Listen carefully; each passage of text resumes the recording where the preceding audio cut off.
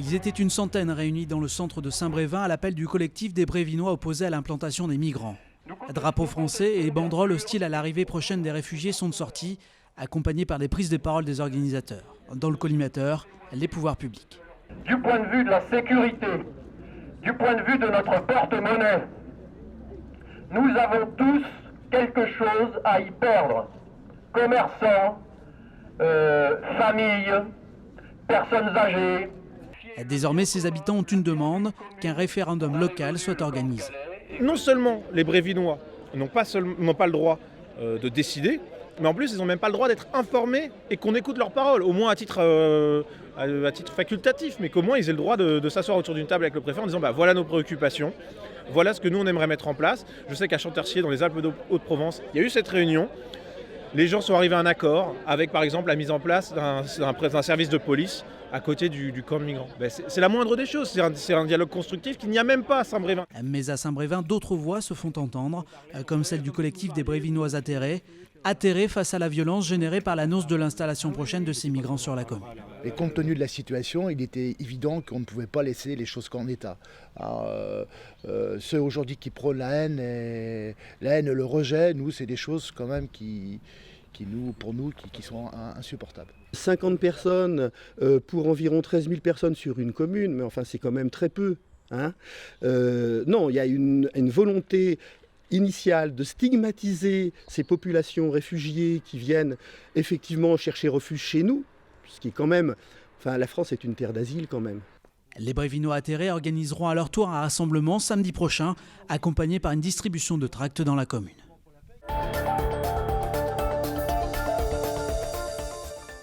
Ségolène Royal a toujours été opposée au projet d'aéroport de Notre-Dame-des-Landes et elle ne rate pas une occasion de le faire savoir. En début de semaine dernière, c'est sur le plateau d'ITélé que la ministre de l'Environnement disait son opposition au projet et dénonçait le manque de démocratie de la consultation organisée en juin. Ça me désole de voir que sur des sujets comme ceux-là, finalement les choses ont tellement traîné, les choses ont tellement été mal enclenchées dès le départ, c'est-à-dire avec un déni de démocratie, un déni de transparence. Contredite dans la foulée par Manuel Valls qui rappelait mardi que l'évacuation de la ZAD était bel et bien programmée pour cet automne, Ségolène Royal n'en est pas restée là. Dans un entretien accordé au journal du dimanche, l'ex-présidente de la région Poitou-Charentes le redit, il faut arrêter les frais. Pour elle, le projet est inadapté et mal engagé. Ségolène Royal qui dit comprendre que les élus locaux ne veulent pas perdre la face dans ce dossier, mais qui est persuadée que si l'on arrête les frais, l'évacuation de la ZAD se fera pacifiquement. Et de conclure, même si je ne suis pas entendu, au moins je l'aurais dit.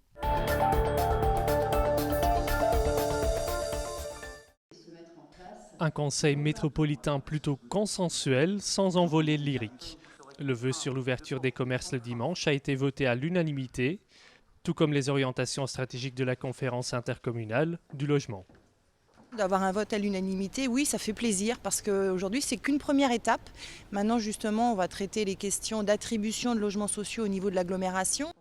Autre grand dossier sur la table, le PDU, le plan de déplacement urbain qui définit les grandes orientations 2018-2027.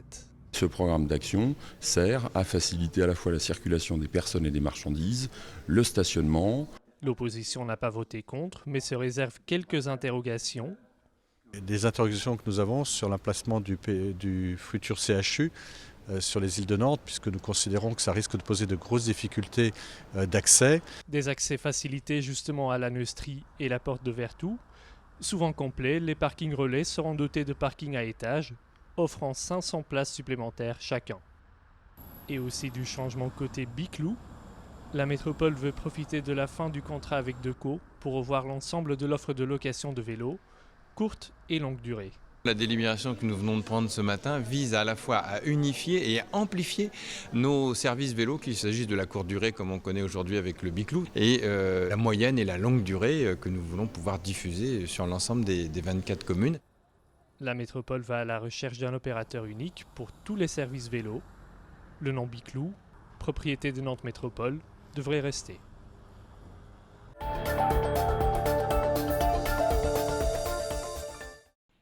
Il a quitté Maadia en Tunisie pour passer 8 mois en France. Atef vient tout juste de poser ses valises au foyer de jeunes travailleurs de Nozay. C'est ici qu'il va effectuer son service civique international. C'est une chance de vivre un service civique. Et en fait, elle est une opportunité de faire vivre cette expérience pour rencontrer plusieurs jeunes et en fait une autre culture un peu différente que la culture tunisienne. Ce jeune diplômé en télécommunication va devenir le monsieur numérique du FJT. Parmi ses missions, la refonte du site web et l'animation d'ateliers autour du numérique. Mais les raisons de la présence d'Atef ne s'arrêtent pas là. L'idée, c'est également pour les jeunes que l'on accueille ici au sein du FJT de découvrir une autre culture à travers la personne d'Atef. Donc de travailler en lien avec la Tunisie, voir comment eux fonctionnent, comment nous on fonctionne. Les échanges interculturels, c'est là tout l'enjeu de ce service civique international, un dispositif rendu possible en Loire-Atlantique grâce au conseil départemental. Pour la première fois, 7 jeunes Tunisiens ont été accueillis dans plusieurs structures du département. Nous avons aidé à financer les billets d'avion, nous avons aidé à financer une partie de l'hébergement. Pas l'intégralité puisqu'il touche une indemnité du service civique et puis c'est aussi dans un processus de responsabilisation, de prise en charge d'un budget du quotidien. Parallèlement à la venue de ces jeunes Tunisiens, 8 jeunes de Loire-Atlantique sont partis effectuer un service civique en Tunisie. Tous se retrouveront dans quelques mois pour faire le bilan de cette expérience. Ça n'arrête pas, c'est hyper dangereux, quoi. C'est hyper dangereux, circulation, quoi, en fait, c'est abominable. Je trouve qu'il y a beaucoup trop de camions qui passent, ils vont un peu vite souvent. Je pense aux enfants surtout. Cela fait longtemps que les habitants de Vue attendent la réalisation du chantier de déviation, un projet qui vient d'ailleurs de franchir une nouvelle étape. À quelques kilomètres de Vue, sur le site des Ferrières, la construction d'un 6e pont a commencé. Pour certains Vuséens, le temps presse. Du côté du conseil départemental, on rappelle que ce type de chantier prend du temps. Aujourd'hui, pour faire des nouveaux tronçons routiers, de toute façon, c'est minimum 15 à 20 ans, avec toutes les études réglementaires à réaliser, les expropriations, les réaménagements fonciers, etc. On a l'impression que ça traîne, mais non, ça avance quand même. Car c'est un projet colossal que celui de la déviation de Vue, montant total 74 millions d'euros. Une première phase avait été bouclée fin 2015 avec l'aménagement de la départementale 79 au sud. Il faudra encore 2 ans pour que la déviation ouest, ici en bleu, soit livrée. Jean Charrier l'assure, les délais seront respectés. On a pris un engagement ferme, c'est que cette déviation ouest soit ouverte pour le tout début 2019. C'est l'engagement pris et on va le respecter. En attendant, les ralentisseurs et autres radars pédagogiques encouragent les conducteurs à lever le pied dans le bourg de Vue. Ils sont 10 000 à le traverser chaque jour.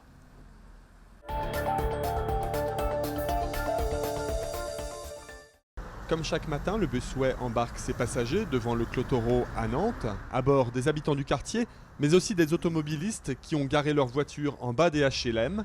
Résultat, les places de parking se font rares. Le Busway est un succès, c'est super, mais c'est pas à nous, habitants de quartier HLM, de payer un manque d'anticipation de ce succès, avec dès le départ des parkings relais en amont dans le Sud-Loire qui n'ont pas été dimensionnés à la taille qu'il fallait, quoi. Nantes Métropole Habitat a mené une enquête auprès des habitants. Une centaine de locataires sur les 600 logements du quartier se sont vus proposer une place de parking privative et payante. Aujourd'hui, nous sommes en mesure d'offrir près de 200 places de stationnement. La moitié est couverte par les demandes. Au fur et à mesure de celles-ci, nous ferons un système de curseur qui permettra aux gens de bénéficier de ces stationnements. Ils seront payants, mais avec un tarif très étudié, qui est 5 fois moins élevé que celui d'espace public à Nantes, c'est-à-dire 8 €, toutes dépenses comprises, par mois. Ce tarif fait tiquer le collectif qui a d'autres propositions. Essayer de réfléchir à une autre solution qui pourrait être notamment une solution de zone bleue qui permettrait de gérer la circulation, notamment la semaine en fait. Une zone bleue, 8h-18h du lundi au vendredi.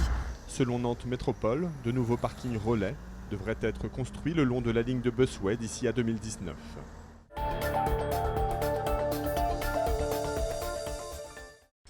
L'avenir des chantiers navals de Saint-Nazaire et ses 7000 salariés est désormais dans les mains du tribunal de Séoul.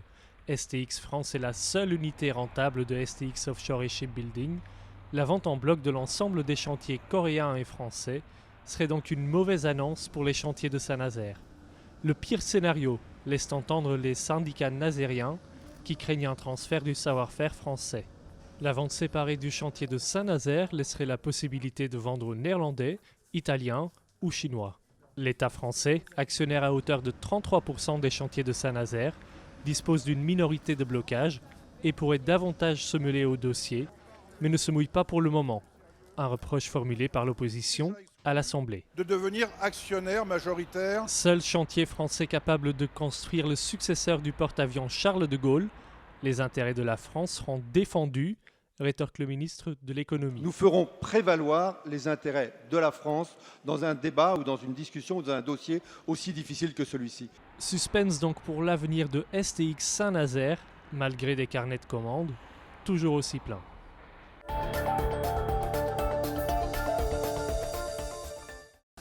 Du toit de l'immeuble, il ne reste presque plus rien. C'est vers 6 h du matin que les flammes ont commencé à ronger cette habitation vétuste.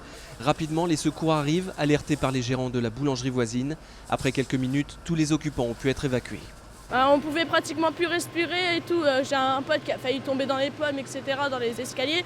Mais je pense que ça a plutôt pris au niveau de la cave, etc., parce que y avait beaucoup de meubles qui prenaient feu vite. Mais je pense que c'est dû à un court-circuit parce que on a essayé d'allumer les lampes, etc., pour avoir plus de lumière, mais ça faisait rien, quoi. 2 autres personnes ont dû quitter leur domicile mitoyen du lieu du sinistre. Vers 10 h, le feu est enfin circonscrit et tout risque de propagation est écarté. Aucun blessé sérieux n'est à déplorer. À notre arrivée, le feu était très violent et semblait partir de la cave, effectivement. C'était le foyer principal. 17 personnes ont été évacuées. Nous avons actuellement en bilan provisoire 2 blessés légers qui ont été transportés au CHU. L'opération terminée, une enquête a été ouverte pour tenter de déterminer les origines de cet incendie. Les occupants, quant à eux, espèrent trouver un autre point de chute.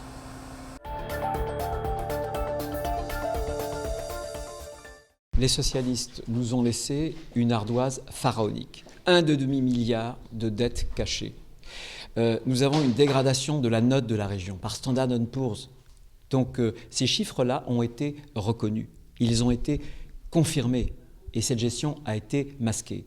Si nous ne faisons pas sur l'ensemble du mandat une centaine de millions d'euros d'économies, ce sera la catastrophe. C'est-à-dire qu'on sera étranglé par la dette et qu'au bout du bout, il n'y aura plus de marge de manœuvre et on ne pourra plus investir alors qu'on a, vous savez, une pression démographique, il y a de plus en plus de jeunes, il faut construire des lycées. Comment voulez-vous construire par exemple des lycées si on est trop endetté ?